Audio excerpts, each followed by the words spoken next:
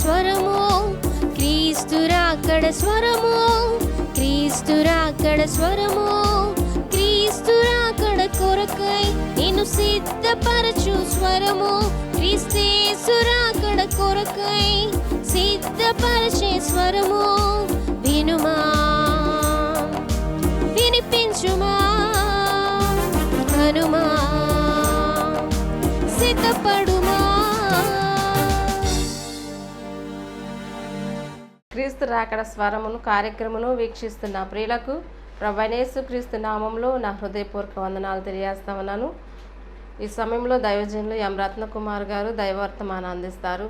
ముందుగా చిన్న ప్రార్థన చేసుకుందాం. పరిశుద్ధ ప్రేమ కలిగిన తండ్రి, దయగల యేసయ్య, నీ ఘనమైన శ్రేష్టమైన పాదాలు కొందనాలు స్తోత్రాలు చెల్లిస్తున్నాను ప్రభా. ఈ క్రీస్తు రాకడ స్వర కార్యక్రమాన్ని మీరే ఆశీర్వాదకరంగా జరిగించండి. మీ దాసులు మీరు బలపరిచి వాడుకోండి. అనేక ఆత్మరక్షణ కార్యక్రమం కొరకై ఈ పని జరిగినట్లుగా సహాయం చేయండి. నీ నామానికి మహిమ తెచ్చుకొని మని యేసు నామమున అడిగి వేడుకొని ప్రార్థిస్తున్నాం తండ్రి, ఆమేన్. రాకడ స్వరము, క్రీస్తు రాకడ స్వరము, క్రీస్తు రాకడ స్వరము, క్రీస్తు రాకడ స్వరము. మన ప్రభువును రక్షకుడినైన యేసయ్య పరిశుద్ధ నామమున క్రీస్తు రాకడ స్వరం కార్యక్రమం వీక్షించుచున్న ప్రియ వీక్షకులైన మీ అందరికీ నా హృదయపూర్వక వందనాలండి. బాగున్నారు ప్రియులారా? మరోసారి మనందరూ ఈ రీతి కలుసుకోవటం చాలా సంతోషకరంగా ఉంది. ఈ కార్యక్రమాల కొరకు మీరు ఎంతో ఆశతో ఎదురు చూస్తూ ప్రార్థన చేస్తూ ఉన్నందుకే కూడా నా హృదయపూర్వక వందనాలు. ఈ క్రీస్తు రాకడ స్వరం కార్యక్రమం కొరకు మీ ప్రార్థన లింకును కొనసాగించండి.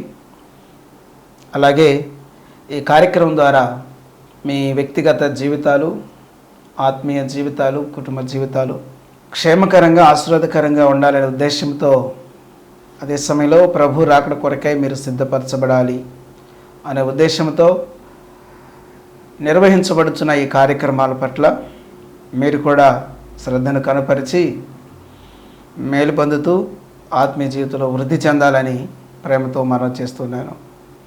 మంచిది ప్రియులారా, మనము దేవుని వాక్య ధ్యానంలోకి వెళదాం. మనము ఆత్మఫలము అనే సంగతిని గురించి ధ్యానం చేస్తూ ఉన్నాం. ఆత్మఫలంలో 9 విషయాలను మనము గలతీ పత్రిక 5వ అధ్యాయము 22వ వచనంలో చదువుతాం. ఒకసారి ఆ వాక్య భాగాన్ని మీ ఎదురు తీసుకురావాలని ఆశపడుతున్నాను. గలతీ పత్రిక 5వ అధ్యాయము 22వ వచనం. అయితే ఆత్మఫలమేమనగా ప్రేమ, సంతోషము, సమాధానము, దీర్ఘశాంతము, దయాళుత్వము, మంచితనము, విశ్వాసము, సాత్వికము, ఆశా నిగ్రహము. ఈ విషయాలను గురించి మనం ధ్యానం చేయాలనే పరిశుద్ధాత్మ దేవుని తలంపు మేరకు ప్రియులారా, మనము ఆత్మఫలం అంటే ఏంటి, దాని గురించిన సంగతులు ధ్యానం చేశాం.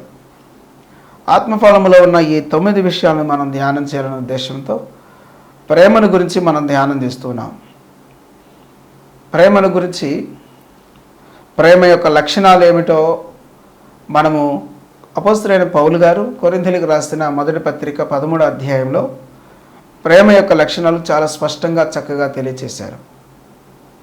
వాటిని మనం ధ్యానం చేస్తూ వస్తున్నాం. ఇప్పటి వరకు మనం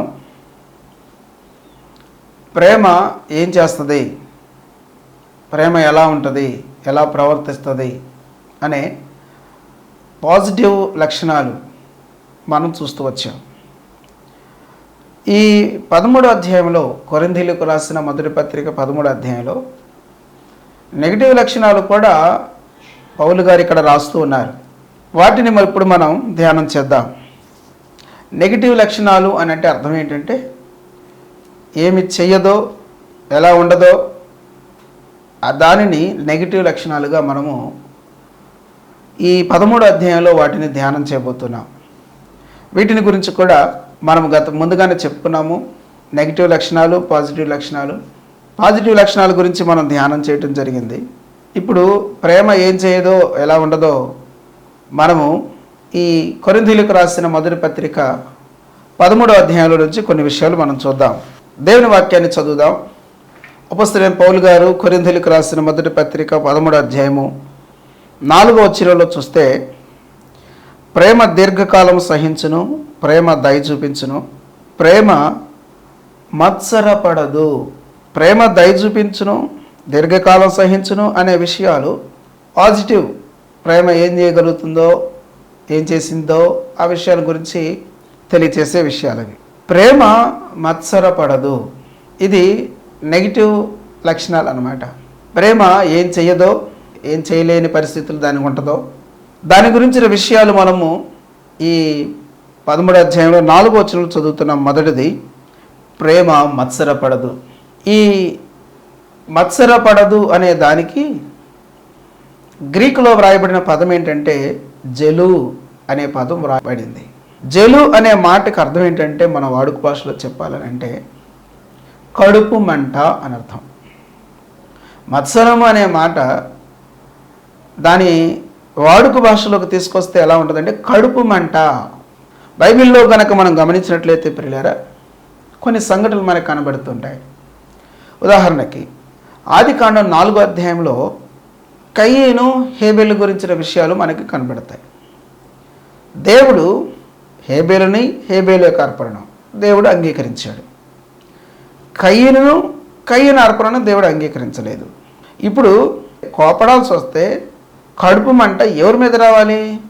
హేబేలు మీద రావాలా లేకపోతే దేవుని మీద రావాలా? హేబేలు మీద. కయ్యనికి కడుపు మంట వచ్చేసేసింది. వచ్చి హేబేలు మీద పడి చంపేసిన పరిస్థితి మనము ఆదికాండం 4వ అధ్యాయంలో చదవటం జరుగుతుంది. ఇంకా మనం బైబిల్లో గమనించినట్లయితే యోసేపు అతని అన్నలో వీళ్ళు చేసిన పనులేంటి?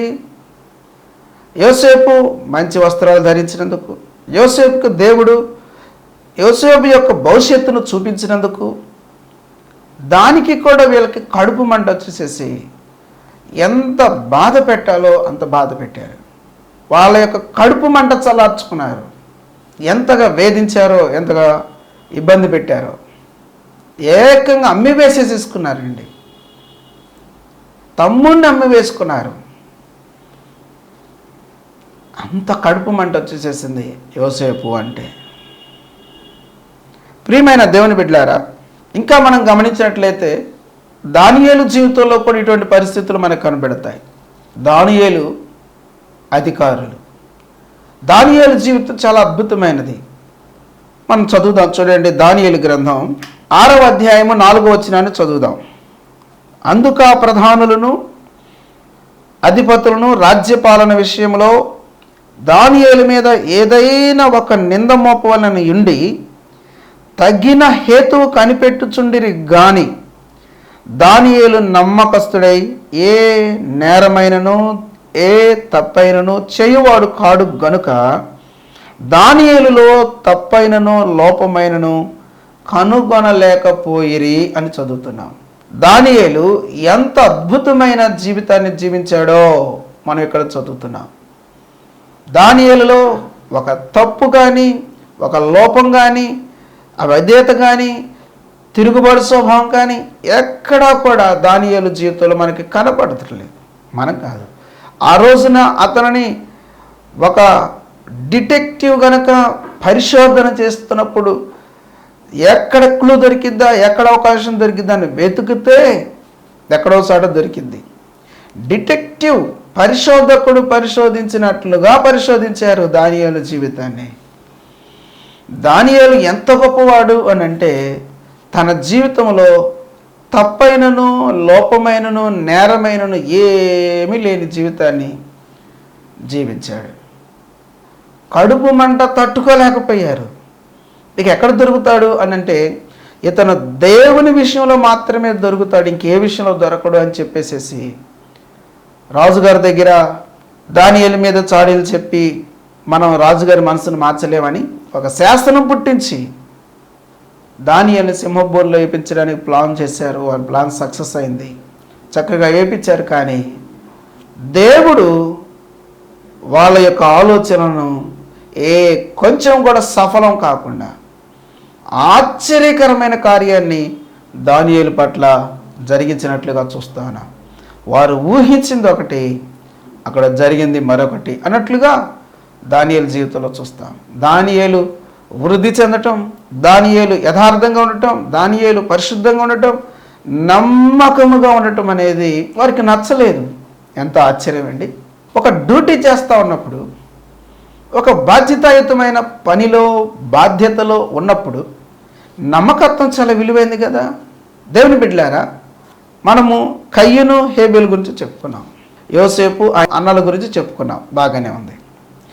దానియేలు అధికారులు, హేబేలు నమ్మకమైన జీవితం, దేవునికి ఇష్టమైన అర్పణ కలిగిన వ్యక్తిగా కనబడుతున్నాడు. యోసేపు నమ్మకమైన వ్యక్తిగా, పరిశుద్ధమైన వ్యక్తిగా కనబడుతున్నాడు. దానియేలు నమ్మకమైన వాడు, పరిశుద్ధమైన జీవితం జీవించిన వాడు, లోపము తప్పు లేని జీవితాన్ని జీవించినాడు. అంటే ఈ ముగ్గురు మీద కూడా వారి అన్నలో లేకపోతే తమ చుట్టుప్రక్కల ఉన్నవారు ద్వేషం పెట్టుకొని, కడుపు మంట పెట్టుకొని ఆ రీతిగా ప్రవర్తించారు. అయితే వినండి దేవుని బిడ్డలారా, ఇంత మాత్రమే కాకుండా స్వయాన యేసుక్రీస్తు వారి జీవితాన్ని కనుక మనం గమనించినట్లయితే, ఏకంగా యేసుక్రీస్తు వారి మీద పరిసయ్యుల గుంపు కడుపు మంటతో ప్రవర్తించిన తీరు మనకి కనబడుతుంది. అయితే ప్రియులారా, దయచేసి వినండి, ప్రేమ మత్సరపడదు. ప్రేమకు కడుపులో మంట ఉండదు. వీరి కడుపులో మంట దేనికి? అన్యాయంగా ప్రవర్తిస్తే కడుపులో మంట, అక్రమంగా ప్రవర్తిస్తే కడుపులో మంట, దోచుకోవటం, అబద్ధాలు ఆడటం, మోసాలతో కూడిన జీవితాన్ని చూస్తే కడుపులో మంట వస్తే అది చాలా మంచి విషయం. నమ్మకత్వాన్ని బట్టి, పరిశుద్ధతను బట్టి, యథార్థతను బట్టి ఒకడికి కడుపులో మంట వచ్చిందంటే అది ఎంత ప్రమాదకరమైంది. పరిచయులు యేసు ప్రభు వారి మీద మత్సరపడి ఆయన విషయంలో కడుపు మండిన వారే ఎంత దారుణమైన పరిస్థితికి ఒడిగట్టారో మనకు తెలుసు కదా. దాని ఫలితం ఏంటో మనకు తెలుసు కదా. క్రీస్తునందు ప్రియులారా, అదే అగాపే ప్రేమతో నిండిన వ్యక్తులు ఆ ప్రేమ యొక్క లక్షణాన్ని తమ జీవితంలో కలిగి ఉంటారు. ఏంటిదనంటే, వారి జీవితంలో మత్సరముతో కూడిన స్వభావం ఉండనే ఉండదు. హేబేలు లాంటి వారిని ప్రోత్సహించేవారిగా, ఇంకను వారికి తోడుగా ఉండేవారిగా, వారిని బట్టి దేవుని స్తుతించే రీతిగా ఉంటారు. యోసేపు వంటి వారిని బలపరిచే రీతిగా, యోసేపు వంటి వారికి అండగా ఉండేటట్లుగా ఉండడానికి ఇష్టపడతారు. దానియేలు లాంటి వారిని ప్రోత్సహించే రీతిగా, వారిని బట్టి సంతోషించే రీతిగా అగాపే ప్రేమ ఉన్న వ్యక్తులు వ్యవహరిస్తారు.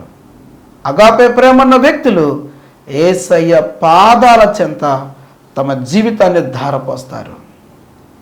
అంతేగాని మత్సరపడటం, ఎవరైతే నమ్మకంగా, పరిశుద్ధంగా, యథార్థంగా, దైవచిత్తానుసారంగా జీవిస్తున్నారో వారిని గురించి అసూయ చెందటం, కడుపు మండటం, మండిపోవటం అనేది ప్రేమ లేని జీవితానికి గుర్తయి ఉన్నది. కానీ ప్రేమ మత్సరపడనిది అని దేవుని వాక్యంలో మనం చదువుతున్నాం. జలు అనేది మనకు తెలియచేస్తున్న సత్యం ఏమిటి అని అంటే, అది కడుపు మంట, అది మంచిది కాదు అని మనకు తెలియచేస్తూ ఉంది. రెండవది మనం చూద్దాం. కొరింథీయులకు రాసిన మొదటి పత్రిక 13వ అధ్యాయము 4వ వచనంలో, ప్రేమ దీర్ఘకాలము సహించును, దయ చూపించును, ప్రేమ మత్సరపడదు, ప్రేమ మత్సరపడదు అనే విషయాన్ని ధ్యానం చేశాం. రెండవది, ప్రేమ డంబముగా ప్రవర్తింపదు అని చూస్తున్నాం. ప్రేమలో ఉన్న నెగిటివ్ లక్షణాలు, ఏమి చేయదో ఏమి చేయలేదో తెలియచేసే లక్షణాల్లో రెండవది ఏమిటి అని అంటే, అది డంబముగా ప్రవర్తింపదు. డంబము అనే పదానికి గ్రీకులో వాడబడిన పదం ఏంటంటే ప్రియులారా, పియో పేరియుటై అనే పదాన్ని గ్రీకులో వాడటం జరిగింది. అగాపే ప్రేమ పియో పేరియుటై అనగా డంబముగా ప్రవర్తింపదు అని ఇక్కడ మనం చదువుతున్నాం. డంబముగా ప్రవర్తింపదు, పియో పేరియుటై అనే పదానికి అర్థం ఏంటంటే గర్వము అని మనం చెప్పుకోవటం, లేదంటే గొప్పలు చెప్పుకోవటం. సరైన అర్థం మనం తీసుకోవాలంటే తమను గురించి తాము గొప్పలు చెప్పుకోవటం. ప్రియులారా, ఒక కాయిన్ మనం చూసామనంటే దానికి 2 ముఖాలు ఉంటాయి. ఆ 2 ఉంటేనే కానీ ఆ కాయిన్, ఆ నాణ్యం చెల్లుతుంది కదండి. అలాగే గొప్పలు చెప్పుకోవటం మరొక ప్రక్క అసూయ, ఈ 2 కూడా ఒక నాణ్యానికి 2 ముఖాల వంటి. గొప్పలు చెప్పుకోవటం, తమను గురించి తాము డంబముగా మాట్లాడడం, ఇది చాలా ప్రమాదకరమైన స్వభావం. జాగ్రత్తగా వినండి. స్వయాన మనం యేసుక్రీస్తు ప్రభువారి జీవితాన్ని గనక మనం చూచామనుకోండి, ఆయన చెప్పుకోవడానికి ఎంతుందో దాన్ని మనం చెప్పడం చేత కాదు. ఆయన ఎంతైనా సమస్తం ఆయనదే. కానీ భూమి మీదకి ఆయన వస్తే ఎలా వచ్చాడంటే, తనను తాను రిక్తునిగా వచ్చాడు. మొత్తం పోగొట్టుకొని మాయం చేసేసి కాదు, వాటన్నిటినీ ఉపయోగించుకొనడానికి అవకాశం ఇవ్వకుండా అవేవి లేని వాని వలె భూమి మీదకి వచ్చాడు. ఆయన తనను తాను రిక్తునిగా చేసుకున్నాడు. ఉండడానికి ఎంతో ఉంది. ఎక్కడా కూడా తన యొక్క ఉన్నదాన్ని గురించి గొప్పలు చెప్పుకుంటూ తన సమయాన్ని ముందుకు గడిపిన వ్యక్తిగా యేసుక్రీస్తు ప్రభు వారి జీవితంలో మనకి ఎక్కడా కనపడదు. ప్రియులారా, దేవుని పిల్లలుగా మనం గుర్తుపెట్టుకోవాల్సిన విషయం ఏమిటి అని అంటే, మన జీవితంలో డంబముతో కూడిన ప్రవర్తన మంచిది కాదు. చాలామంది జీవితాల్లో మనం చూస్తూ ఉండంటే, వాళ్ళ గురించి వాళ్ళు ఎక్కువగా భావించడం తర్వాత సంగతి, తమను గురించి తాము ఎంతో గొప్పగా చెప్పుకుంటూ, పెద్దలు అన్న రీతిగా పావల కోడి మాంసానికి 30 మసాలా కలుపుతారంట. ఆ రీతిగా ఉన్నది కొంచెమైతే దాన్ని మరింత ఎక్కువ చేసి చెప్పుకొని డంబముగా ప్రవర్తించే వ్యక్తులుగా దేవుని పిల్లలు ఉండకూడదు. ఒక వ్యక్తిలో అగాపే దేవుని ప్రేమతో నిండిన వ్యక్తిగా గనక ఉన్నట్లయితే ఆ వ్యక్తి తన జీవితంలో తన గురించి తాను చెప్పుకోవడానికి ఇష్టపడరు. యోహాను భక్తుడు ఎంతైనా అతిశయించవచ్చు.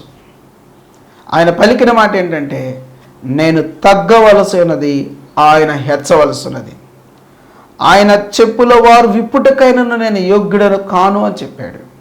యేసుక్రీస్తు ప్రభు వారి యొక్క స్నేహితునిగా పిలువబడినవాడు, పెండ్లి కుమారుని స్నేహితునిగా పిలువబడినవాడు, యేసుక్రీస్తు ప్రభు వారి ద్వారా శ్రేష్టమైన సాక్ష్యం సంపాదించుకున్నవాడు, పొందుకున్నవాడు యోహాను గారు, బాప్తిస్మం ఇచ్చే యోహాను గారు.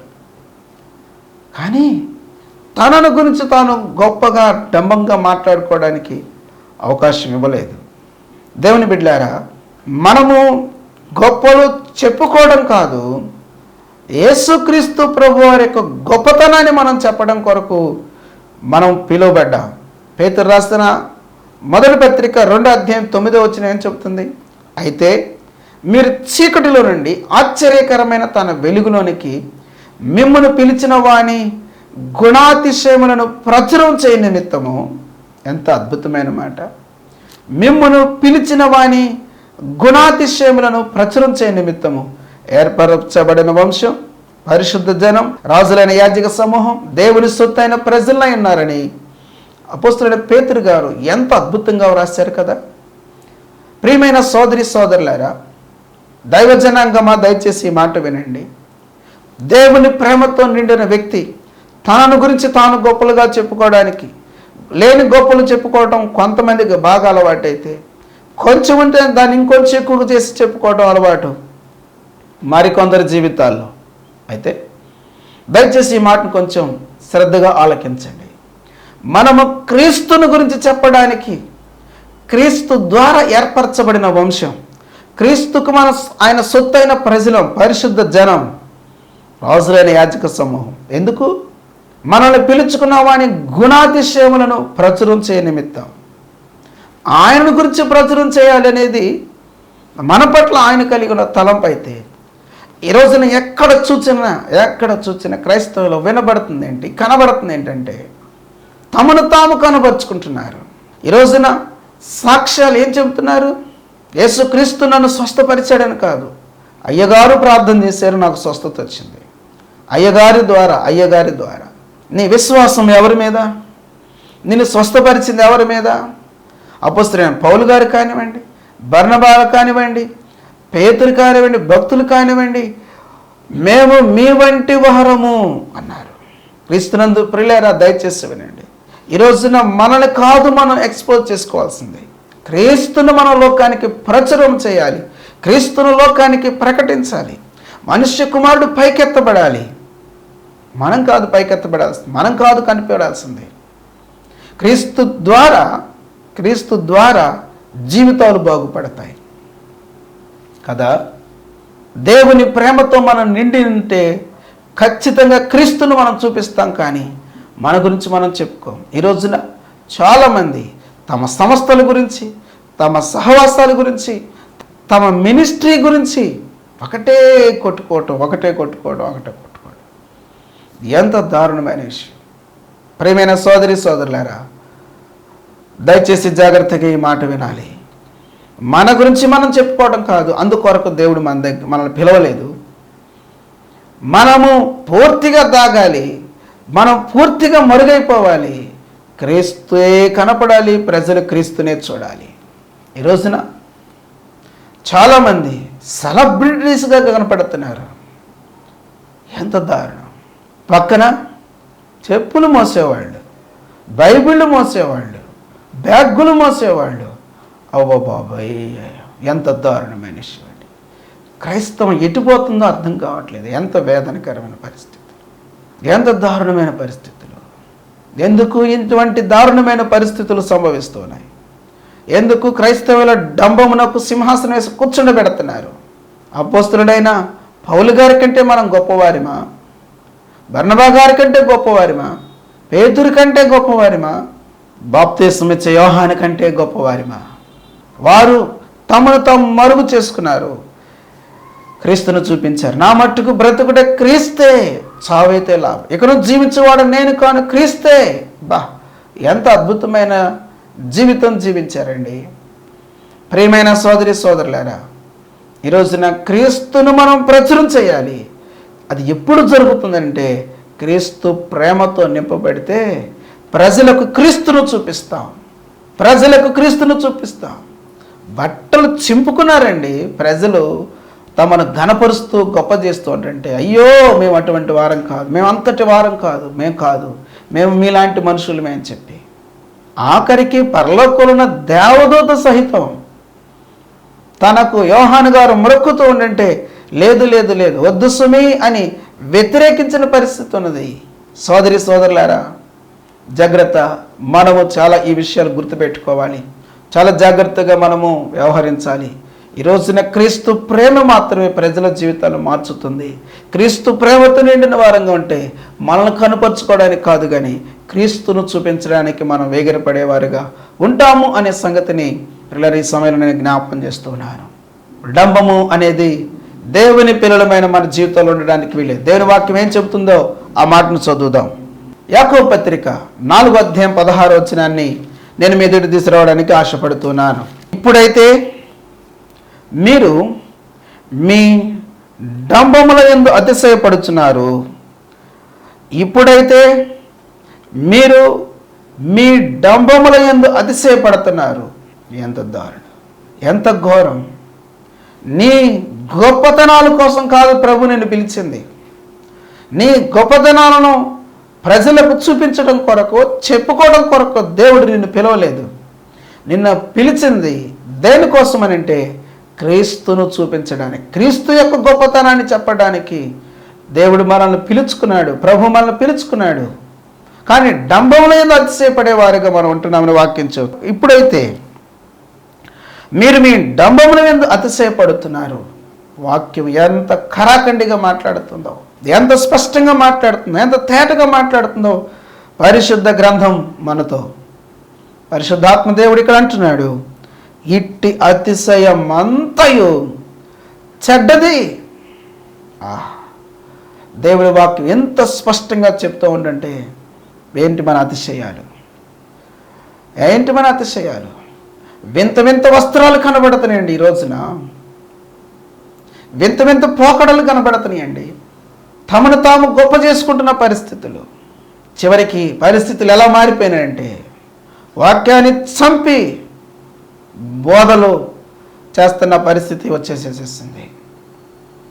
మృతమైన పరిస్థితులు కలుగు చేస్తూ ఉన్నారు. చాలా ప్రమాదకరమైనది ఇది. ప్రియులారా, భక్తులు ఏడ్చారు, భక్తులు రోధించారు. ప్రభువా, నేను కనపడకూడదు, నన్ను కనపడనియొద్దు, ప్రజలు నిన్ను చూడాలయ్యా అని ప్రజల దగ్గరికి వెళ్ళక మునుపు దైవజనులు కన్నీరు కార్చారు. ప్రియమైన సోదరి సోదరులారా, క్రీస్తు మన జీవితాల్లో కనపడాలి, ప్రజలు మనలో క్రీస్తును చూడాలి. క్రీస్తును మనం చూపించే జీవితం మన జీవితంలో అవసరమైంది. అటువంటి శ్రేష్టమైన జీవితాన్ని జీవించాలని ప్రభు మన యందు ఆశ కలిగి ఉంటుంటే, చెడ్డ అతిశయాలతో మనము ఏమి సాధించాలనుకుంటున్నాం? ఇది అపవాది తంత్రం కాదా? అపవాది యొక్క మోసం కాదా? నేడు అపవాది గుడ్డితనం కలుగు చేయటం కాదా ఇది?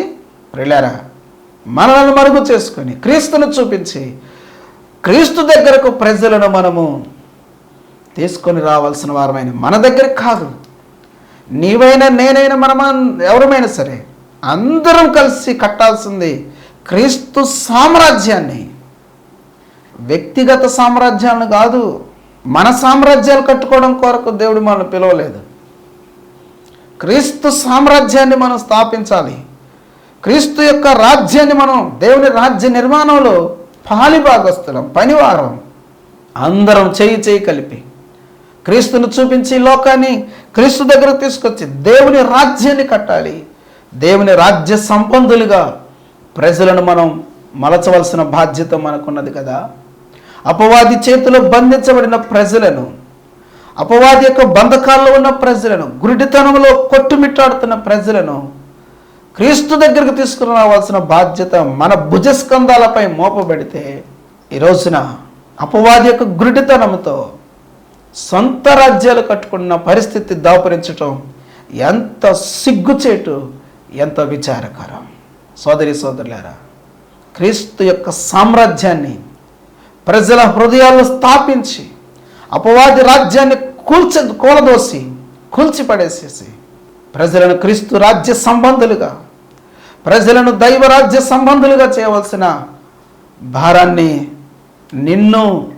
నన్ను నమ్మి దేవుడు మన భుజాల మీద భారాన్ని మోపాడు. ఆయన రాజ్యాన్ని స్థాపించడం కొరకు ఆయన రాజ్యపు తాళపు చేతులు పేతురు గారికి ప్రభు ఇచ్చారు.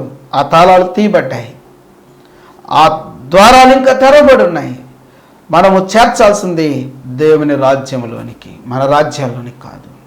ప్రజలు వెంబడించాల్సింది మనల్ని కాదు, ప్రజలు నమ్మాల్సింది మనల్ని కాదు. క్రీస్తును నమ్మాలి, క్రీస్తును వెంబడించాలి, క్రీస్తు యేసు సంబంధులుగా జీవించాలి, క్రీస్తు సహవాస సంబంధికులుగా జీవించాలి. ఇది దేవుని యొక్క ఉద్దేశం. అట్టి కృప పరిశుద్ధాత్మ దేవుడు మనకందరికీ సమృద్ధిగా దయచేసి దీవించునుగాక. అట్టి అగాపే ప్రేమతో మనల్ని నింపి దీవించునుగాక. ప్రార్థన. ప్రేమగల తండ్రి, నీకు వందనాలు. విత్తబడిన ప్రతి మాటకు మీరు నీరుకెట్టి ఫలింపచేసి ఆ ప్రకారంగా జీవించుటకు సహాయం చేసి మహిమ పొందండి. ఈ కార్యక్రమాన్ని వీక్షించిన ప్రతి ఒక్కరిని దీవించండి దేవా. నాతో సహా మమ్మల్ని అందరినీ నీ ప్రేమతో నింపి నీ సామ్రాజ్య నిర్మాణికులుగా మమ్మల్ని చేసి దీవించమని, దారి తప్పకుండా, క్రమం తప్పకుండా నాయన నీ రాజ్య పనిలో సంపూర్ణంగా నిమగ్నమైనట్లు సహాయం చేసి దీవించి మహిమ పొందుతారని, అనారోగ్యాలతో వారిని మీరు ముట్టి స్వస్థపరచండి, నెమ్మది లేని వారికి నెమ్మది దయచేయండి. ఎట్టి అవసరతలు కలిగి ఉన్నారో అట్టి అవసరతలను తీర్చి దీవించి భద్రపరిచి నీ రాకడ కొరకై, రాజ్యం కొరకై మమ్మల్ని అందరినీ సిద్ధం చేయుదురని యేసయ్య నామమున ప్రార్థన చేసి స్తోత్రాలు అర్పించి వేడుకొంచున్నాం తండ్రి.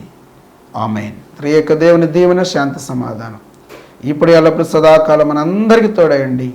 మనలందరినీ తన రాకడ కొరకై సిద్ధపరిచి భద్రపరచును గాక. ఆమేన్. Praise the lord.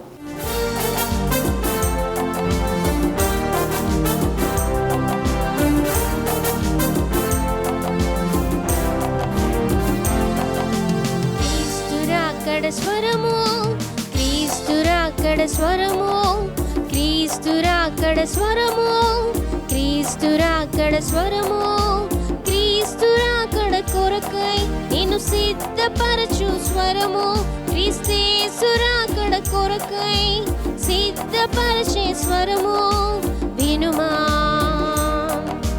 వినిపించు సిద్ధపరచుమా హనుమా సిద్ధపడుమా